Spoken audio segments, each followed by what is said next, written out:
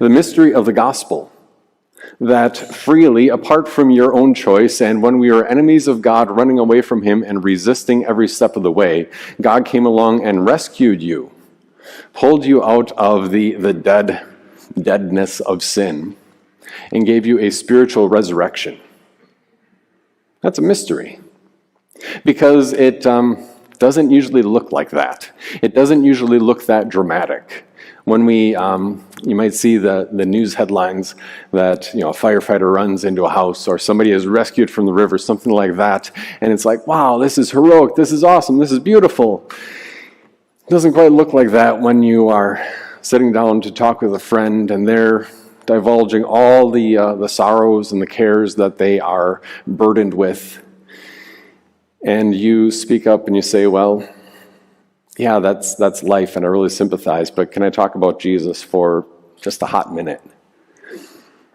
It doesn't look nearly as heroic, but that's the beauty of the mystery. The mystery that God in his wisdom chose to save you, and he chose a way and a method and a revelation of that, where he shows who he is. He unveils who he is, his love for you and for me, in a way that confounds human reason, in a way that goes against anything you or I would prefer, in a way that goes against anything you or I would come up with. Because it's only natural that we operate along the ways of, if I do good enough, and if I do the right things, then of course I'll get payback. Then of course something good will happen to me.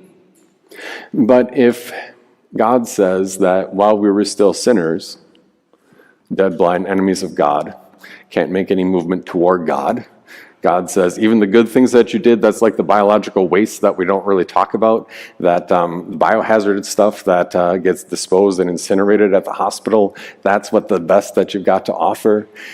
Oh boy. Well, that's a mystery. So then what is the value of what I do?